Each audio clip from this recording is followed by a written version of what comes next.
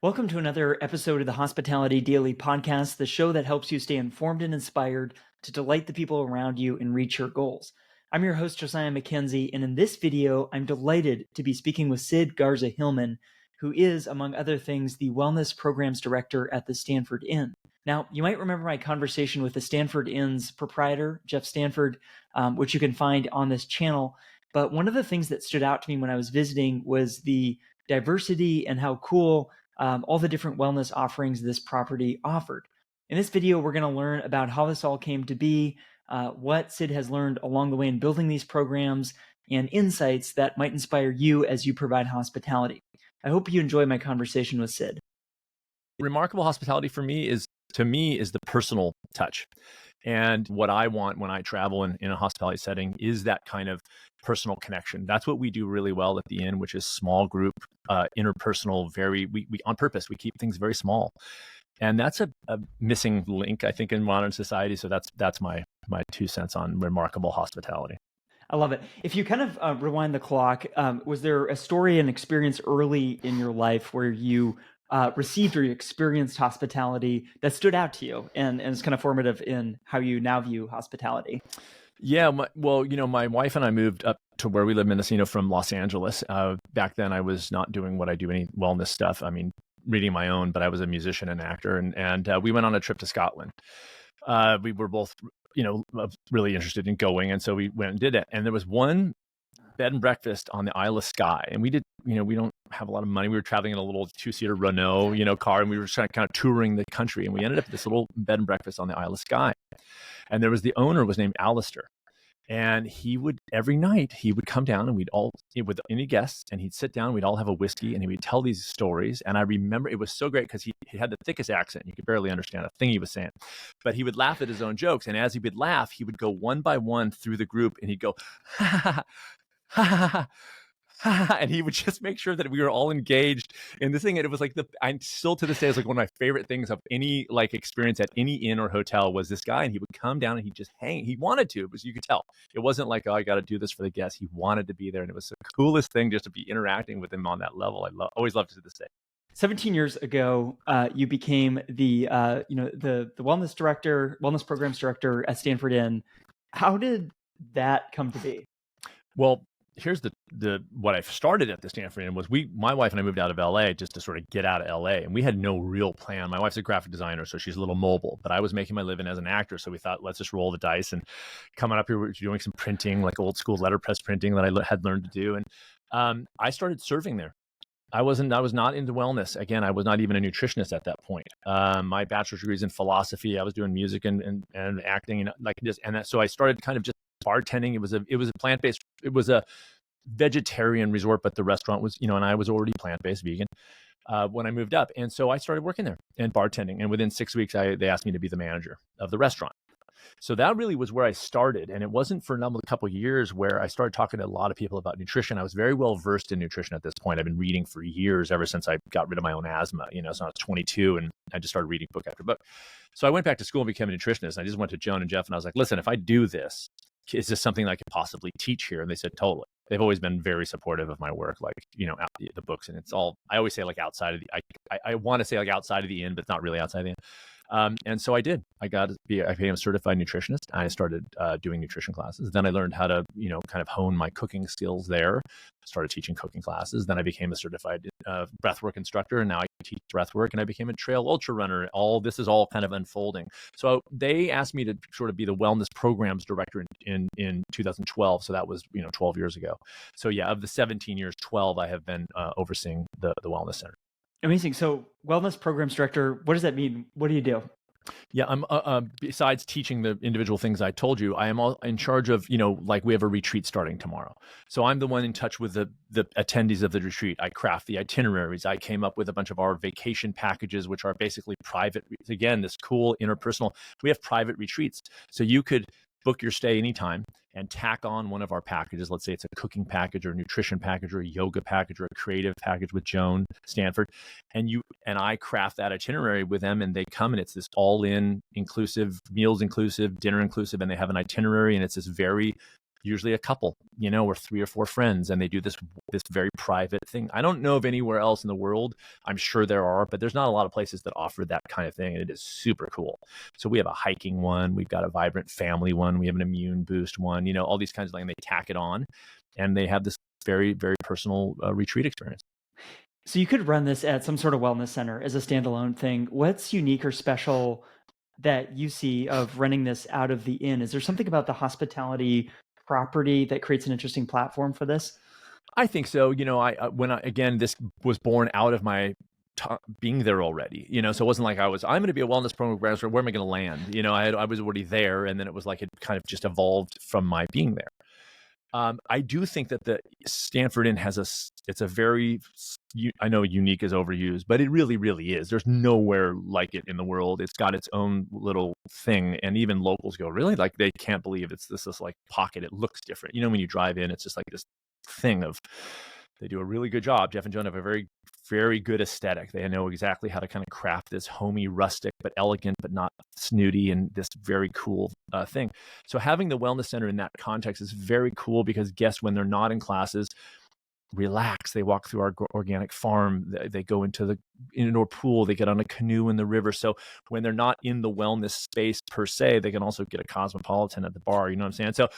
So there's like this kind of like width and breadth of experience there that makes people's stays memorable and one of a kind, and they keep coming back, because it's a very different experience for most people.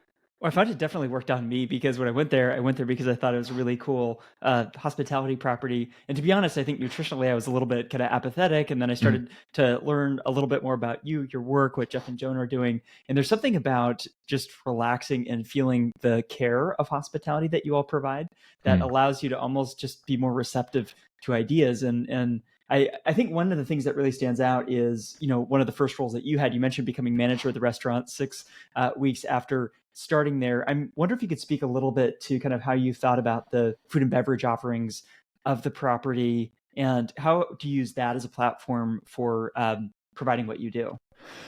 Yeah, this is a tough subject, because it's a restaurant, and our goal with the Stanford Inn, it's, and I'm sure your listeners, maybe they don't know, it's the only vegan resort in North America. And so it's one of only probably 5 or 6 in the whole world, which is 100%. We appear on lists, top 10 vegan resorts in the world. 6 of them won't be vegan. They'll have vegan offerings. So usually it's just a few that are actually 100%, and we are one of those. But we appeal, and we serve 95% of our guests are not vegan or vegetarian. Many have never been to a vegan restaurant in their lives. They know we're vegan, and they come and they have a great time. They like the food. But that drives us to craft a menu that is accessible, that sometimes vegans are our harshest critics, and not in a good way. I don't mean like fun. I'm like, I always joke when I give talks, I'm like, you're making me not want to be vegan. Anyways, and so I did a talk in North Carolina, and the MC had this shirt that he had, and it said, "Not one of those vegans." I was like, that's so paradise. And then I said, where can I buy that? He goes, I made it myself. I go, sure you did. Anyways. And so, and so we have this kind of a thing, and the menu evolves. So we're trying to push a whole plant version of vegan, because, like Beyond Burger is vegan, and Scotch is vegan, and Coca-Cola is vegan. So we're trying to do a whole plant, healthier version, while at the same time not being a health retreat. We are a resort that has a wellness center, but it also has I always say it has a full bar, and we got this restaurant people eat.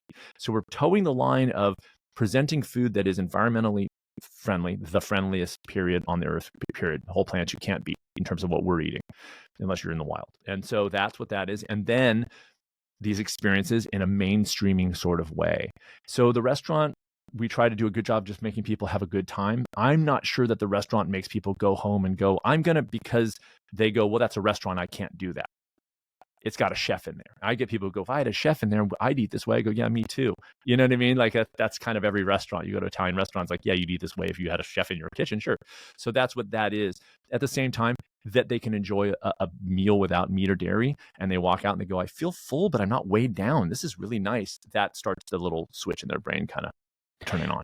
I think just kind of one comment to that. One of the interesting things as a repeat guest at what's really interesting is kind of coming into the restaurant, you're going through this bookshop where you kind of, if you're waiting for your table, or there's all these books, there's your books, others, where if you become interested in this, you can kind of learn more and you can buy these books.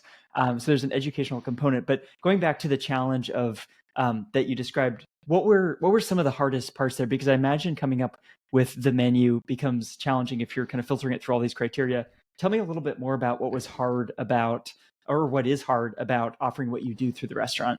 Yeah, and first and foremost, Jeff is really the executive chef. Like, it's been his kind of thing. I mean, we go back and forth and toss out ideas and things like that, but he really drives that menu. And it was vegetarian when I started. So the hardest struggle we had out of the chute was transitioning from vegetarian to vegan. I was vegan by the time I got there. Jeff and Joan were too. And it was a few years. I started in 2006, and it wasn't until 2011 that we became 100% vegan. We had transitioned the dinner to vegan, but the breakfast still had eggs and cheese. That was the hardest part, because there's addiction there, and people are used to their half and half in their coffee, and so that was the sort of like, we're going to do this.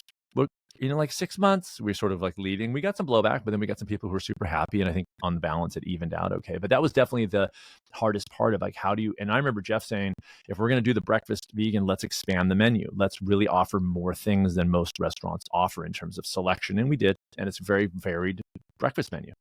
And so people dig it. Again, 95% or more of our guests aren't vegan or vegetarian. They all come in for breakfast. It's included with the room. They dig it. And if they really want meat, they go into town and have meat that night or whatever. But they really like it. Do you recall that moment where you stopped serving eggs and you started these other offerings? What was that like? There wasn't a moment, because what we did is we just stopped buying them, and then we had a bunch and we just sort of started serving them until they were out, and we gave people the heads up like, hey, this is going to happen. But kind of a cool, two funny things happened. One, there was a woman local who would come in every week for a scone. Then she found out we had become vegan, didn't come in, wouldn't even try the new scone on principle. That's how pissed off she was. Excuse my language. And then the second was a guy who came in and he had the hollandaise sauce on I think it was a portobello Benedict. We also have it on the Florentine. Anyways, he goes, this hollandaise is so good. There's no way when you go vegan, you're going to be able to match this. And we already had. It was already vegan. And that was when we thought this is very cool. And we've evolved the menu since then. And we've done changes that are in healthier, but again, not out there, but that people like better. And it's so we've kind of minimized the use of oil over time. We don't really talk about it. We've just kind of done that in a way that doesn't go present as a health food restaurant. We call the cuisine now Planet Healthy. That's our planet healthy cuisine for your body and mind. Is kind of our tagline here of like, we're trying to do this. We're trying to make you have fun, want you to have fun while you're here, experience some cool things, go to the beach, get on trails, and sort of it's all one package. Maybe take a class or two while you're here for fun. Well, it's also a very delicious menu. So the food is great as well, in addition to all the benefits that you mentioned. You referenced some of the offerings that you provide through the Inn. It's a wide range of programming that you have. I'm kind of curious, what have you found works and doesn't work in terms of programming in a hotel or hospitality context? Is there anything that you said like, this we can't do this here? In the wellness arena, or just in general? Yeah, because you mentioned everything from hiking to kind of classes and all this. It seems like you offer so much. Is there anything that doesn't work in this context? It all anything that doesn't or didn't work, we just didn't have. Meditation classes don't seem to be as popular as I've been doing more breath work. It just depends on kind of what people are reading about, and so. Yoga, we have the normal stuff that people would think, but see, when it gets into like gardening classes, nutrition, cooking classes, Joan's creative play shops, those are things that people go, wait, what? And that makes them go, I'm going to try that thing. That's kind of cool. And so a lot of it is, ebb and flow depending on what people are into in general. But it all kind of cool. What we offer is it's a very mushroom walks, so there's stuff that we're doing and we're kind of the story of the county, I have to say. I want to get up there again soon because it's mushroom season and I want to experience those. I'm curious, I guess like right now, what are the most popular programs? I'm curious what people are into right now. It's all kind of, like I have a retreat starting tomorrow, which is 2 cooking, 2 nutrition, and then my small steps stress management thing. That's part of that thing. I have a nutrition and cooking class, next week. Sometimes I'm cooking classes 7 days a week. Sometimes right now we're in the slower season, so it's a little bit less. But they all kind of, then Joan's scattered creative play shops. It's just kind of, there's nothing that's like this is the most, I would say if I had to say mostly it's cooking, just because there's the food thing. But again, like our classes are crafted for one thing, well, multiple things, but one main thing, which is how do I take this home? That really is our goal. I don't do cooking classes of like, here's the dainty chef thing that you'll never make at home because you're too busy with a job. This is taking, whether they go 100% plant-based or not. I'm not into conversion therapy, and I don't even ask them if they are. I will say that I want to remove the roadblock that this is hard to do, because it's not. I've raised 3 children with my wife 100% plant-based since birth. She was 100% plant-based for, well, 2 pregnancies, but one's twins. And so it's not hard. It's not harder to do. It's just not. So we want to remove that roadblock. I want to, in my nutrition classes, I want to remove that roadblock. Joan's Creative Play Shops. She's an art therapist, but these are not art therapy sessions. These are get in and play and be a kid again. And then you can take this home and remove the roadblock of, like, what if it's not good? That's what she worked people through, to have that experience, going on a hike, going on a trail run, gardening class. How do you do it at home? That's what this is how do you do it at home? I live in an apartment. They'll tell you how to do it with little beds inside of your apartment. We do that at home. So we make it so you can do it at home. I imagine that has to be incredibly rewarding and meaningful. And I was going to ask about, okay, what does it look like to give people skills at home? What I'm hearing from what you're saying is you're thinking ahead. What are the potential barriers, where I have these constraints here in a city apartment that I don't have in a spacious countryside place? So it sounds like you're thinking in advance of, what are my program participants going to be challenged by, and how do I get ahead of that? Correct. We know, I mean, my whole coaching career is based on stress management in the context of people who are super busy. I have clients who go, I'll start with you once things calm down. I go, no, now is the perfect time, because if you can negotiate stress management techniques in the midst of your crazy schedule right now, then you've nailed it no matter what. So we do foresee this. We know people don't live in Mendocino. They don't live in a place that has a bunch of space and a garden and they have time to do it. They live in a city, most of them. They live and they come up here and they're super busy. And we go, can you pop little holes in your existence to bring in these kinds of things that are grounding, and they're connecting, and they're reconnecting, and they're healthy, and you're still living your life. You're still doing your busy job, et cetera, et cetera. So, my coaching is called Small Stepping for that reason. I call it stealing moments. I train clients how to steal moments, how to take little moments of, planting a little herb pot, and that makes a difference. Deep, slow breathing, a little bit of meditation, some healthy cooking most of the time. Go out with your friends. I don't care, and so those kinds of things. And we just kind of do some art, have some artwork at home that you just scribble and doodle for fun, just to kind of get you journaling, all those kinds of things. And so it's, again, removing those roadblocks. I can't do it, I'm too busy, is we go, yes, you can. And here's how you do it without changing anything substantially. I want to bridge this world of programming and wellness with the work that you're doing in running. And maybe a segue in a way that we get to that is talking a little bit about the Mendocino Coast 50K Ultra Trail Run. How did that come to be? You're the race director. How did that come to be? How did you get this role? Tell me the backstory there. Yeah, as I started to progress nutritionally, I was a recreational runner, so I want your listeners to know, like, my new book's called Ultrarunning for Normal People, because this is not an elite athlete message. Most people, they say you're an ultra runner, I go, yeah. They go, really? Anyways, and so it's like, what do I do with that? So, they're like, really? You? Oh, I guess I could do it. Anyways, and so I was, kind of I was a very recreational runner, a few miles here, a few miles there. But as I started feeling better in terms of what I was eating, taking care of myself, I kind of was running longer distances. And I decided at 45 years old to try a marathon. I had never done one before. So at 45, I ran 2 marathons that year. Didn't love them. I got through them fine, but it wasn't like, I've got to do more. Meanwhile, Jeff Stanford hands me an article in Men's Health about this tribe in Mexico called the Tarahumara, written by the guy who went on to write Born to Run. And in that article, they talked about barefoot running, which I do now in that kind of minimalist style. They talked about trail running. And I said, trail running? I thought that was for hiking, right? So I got on a trail, and I was like, the light bulb, boom. I was like, this is the best. This is it for me. It felt in a way that nothing else felt. So I started running on trails. I also found out about ultra marathons. So it all kind of converged in this thing of like, well, I'm feeling pretty good. I'm recovering better than ever before. I didn't really dig the road marathons. Let me try an ultra marathon. That was really what it was. So I signed up for a 50-mile run, and I didn't know the local trails.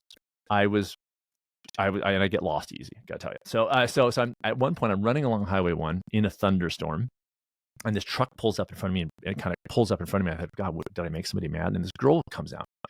And she goes, "Hey, you're a runner. Do you ever want to run with anybody?" I go, "Sure. I'm trying to get on trails." She goes, "Oh, I know all the trails." I go, "The thing is, I'm training for a 50." She goes, "I just did 100." I go, "Okay, we're good. We're good." Anyways, and so her name is Sid. Oddly enough, she became my training partner, and then my other buddy Bree, and she started introducing me to all these trails. I'm on the trails, and I go, "So, like, what's an ultra marathon around here?" She goes, "There is none." And I went, "That's ridiculous. This is too beautiful, like Scotland beautiful." That's why we moved here, by the way, because of Scotland. We literally moved to Mendocino because crazy. It reminded us of the Yeah. cliffs and the ocean. And you're on these trails. I don't care how busy it is. You're alone in these trails. It's like in the middle of summer. You're alone. It is. I cannot describe how beautiful and peaceful it is out there. It's ridiculous. And so I just started from scratch, and I said, what kind of run would I want to do? What kind of race would I want to do personally? And I crafted my race from the ground up completely about that. I just asked for help. I knew a couple people. One of them was Rick Hemmings, who runs our canoeing and biking department. He knows the trails. I go, "Okay, I want it to look like this, and I want it to be a loop so that people don't have to take a shuttle. I want it to be 100% plant-based, but I don't really want to talk about it." Jeff and Joan came on as the founding sponsor. They do every year. It's in the 7th year now. They do the food for everybody, not just for the runners. That was a thing. You show up to watch. Yeah, you show up to watch. And it has sold out every year. People from over 15 states, UK, Canada, Japan. I'm on zero social media. This thing just has a life of its own. I send an email out to whoever's on the mailing list going, "Opening registration." And this year it sold out in 5 hours. That's incredible. The story. Yeah. Well, I was just going to ask, like, what's the importance of this for community and for an organization? You mentioned Stanford Inn's the founding sponsor. Like, what did Jeff and Joan see? I guess, like, what is the value for people maybe who are not participants of the race? You mean locally? Yeah, for the community. Locally, I mean, Jeff and I did a quick calculation the other day. I cap it at 150. So right now I've got 163 signed up, because usually there's no shows, and I got 45 on a wait list. So it's on purpose, a pretty small, again, I love that small personal thing. It's my wife and I were packing the truck the night before. Like, this is not a staff of people, and we figured probably 200,000+ to the local community. When you add in people staying at places, eating at places, they don't come for one night, so they come in for 2 or 3 nights usually. The inn usually books 10 to 15 rooms. Local, I have a couple other lodging sponsors that runners always book there. So when you figure that in, it's a great community thing. And by the way, the lightest touch on the trail, like sometimes they're like, "What about the trail?" I have a guy go out after, he goes, "I can't even see that your runners are there." I mean, it's a 33-mile run. So within 5 miles, it's one runner on a trail. And they're in running shoes. They're not even hiking shoes. So you can never see that we were there. I don't use cups at the aid stations. I give people a reusable cup that they keep with them. So there's no trash, nothing. It's like gone. And so it's this very cool event. And I think Joan and Jeff, they have been from day one super involved in the community, with the art center there, with the community tourism board. Like, they're very involved. So for them, I think it was just like be involved in a very cool event that's going to bring people to the county and show off what's the best parts of this county. It's such a great story, and you invest a lot of time in teaching people through a whole bunch of different ways, including your podcast, including YouTube, other social platforms. You also have a new book out, Ultrarunning for Normal People. What inspired you to write a book and put it into that format? Yeah, my own experience. Well, 2 things. My experience on trails, and I will say it again to your listeners, I'm not an elite athlete. And one of the lessons in the book, it's separated into lessons, is to slow down. That's what I learned ultra running. I don't run with a watch now. This completely changed the way that I negotiate exercise. I used to be very much of a data guy and uploading to Strava and having my watch and checking my pace. And now it is free form. I don't put anything in my ears. I don't have no podcast or music going on. I am out there. I'm breathing. I'm listening to the footsteps. I'm reconnecting. It is a sport like no other. And this is not a knock to road marathons. People love them. It's just not my bag. And there's a community of people who are really attaching to ultra running in a way that is like perfect balance to the trappings of the modern world with social media and the news and kind of everything. And again, I'm not saying not to do those things, but we're inundated 100% of our days on these phones. So for people that are experiencing this sport, it is life-changing and life-altering. It's getting out there. You could hike too, by the way, but there's something about the ultra distances where you're pushing the limit of your human body and mind in a way that is people discovering how strong they are already. There's a lot of first-timers at my race who've never done an ultra before, and they show up terrified. They come across the finish line in tears, without a release, with that feeling of like, I could do this thing I never thought I could do. And the inspiration for the book was because of them and because of my own experience, to say to people who would never in a million years dream that they could do this, we are designed to be, we are great. We're the best ultra runners. We're the best endurance runners on the earth, the human body, the human species is. We're the best. We're incredible endurance runners, better than any other species. And again, we don't have to run. So it's this kind of choice we have to make. And it is very rewarding. So the lessons of the book are just things that I brought from the trails into my own life. It seems so empowering. I'll include a link in the show notes where people can get a copy of this book and check it out for themselves. But it's great hearing from you because you're not a Luddite. You're all over these platforms. You have so many people following you. You're engaged in that, but you also figure out the boundaries. I want to go back to that moment where you decided to move away from tracking everything, have headphones on. I feel like that's a lot of my running today. What did you feel when you made that transition to just be more connected to nature and to the running experience, and you got rid of the devices? What did that moment feel like?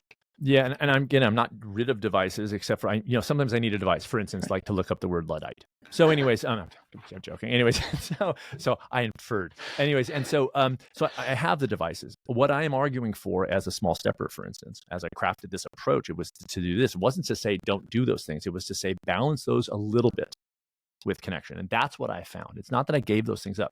I did quit all social media in 2018. That is true. And Strava, LinkedIn, Twitter, Facebook, Instagram, within a period of 2 months, deleted everything. Not just on hold, literally wiped it clean. Now, the idea was I would come back to it at some point. I wanted to see what it was like. I never did. I never came back. And by the way, over the next few years, wrote an entire new album's worth of music, which I just recorded in Los Angeles. So it's, correlation or causation. It kind of was freeing. So it was all sort of these kind of things laying out in this connection to nature, getting rid of that, allowing more ideas to come in, this kind of thing. Now, I took it to the extreme because I use myself as a guinea pig. I've never told a client to quit social media. I have told them to, again, balance. I've never told a client not to eat junk food, by the way, and I see it as the same kind of thing. I see social media as more of the fun junk food entertaining thing. But if that's what you're doing all the time, like junk food, it's debilitating health and happiness wise. So can you bridge in some other things that are reconnecting to you, both to yourself, to the other people in your life, et cetera, et cetera. So that's what it felt like to me. And I this is not a joke. I don't know if your people are going to see this on video, but when I deleted Facebook, my hand was trembling like this. And I went to hit the delete button. I was shaking. And I thought, this was something, this is, and it's not a knock about, it's the whole model, right? And I always say, like, people get mad at Facebook or mad at Instagram or whatever. And I go, we're the ones demanding everything for free. So if we demand everything for free and want to pay for anything, what do you think these companies are going to do to keep us on their platforms? It's our fault. Pay for stuff, and you don't have to deal with that kind of manipulating of what, all these kinds of Twitter and what they're doing, because they know the negative stuff sells. So it folds in perfectly to the Stanford Inn, which is I was thinking about this recently, like the Stanford Inn in many ways is an old way of doing business. The owners living on the property, this, old couple, and they're there. But I sort of feel like it's a necessity for it to be the new way.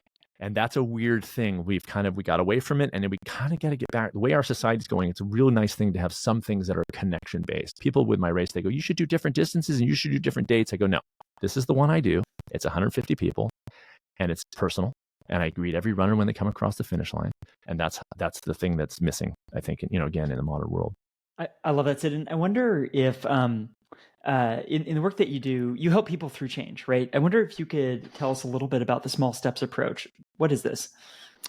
Yeah, well, my first book, Approaching the Natural, kind of embodied this, but it's really evolved over time also. But it came from my failure as a nutritionist, which was giving people a plan and no context or tools to make it into a real habit. And I realized that I was adding too much stress to them. They were taking on too much too soon and burning out like every yo-yo diet. So I back out, kind of drew from my philosophy background and said, what is this really at stake here? What is a happy, healthy human being? And I realized quickly it has way more to do than food. Food is one of the things. So I backed out and I said, this is about stress management. With clients, I have a 12-week program. I will not talk about food for usually 5 to 6 weeks. And it makes them nuts. They go, we can't. I go, we're not there yet. Because that's been the thing that's triggered them. I go, no, you got to get your head on straight. What are your real goals? What's the life the thinking stuff, the philosophy? I just had to finish a client. She goes, it was like a 12-week philosophy discussion. I go, yes, it absolutely was. And she made changes during it, started to see that unfold. and every client has that takes the work seriously. It's an unfolding. It's a identifying who you are, the life you want to live before you change anything. So the mantra I used recently and last few years is mind first, body second.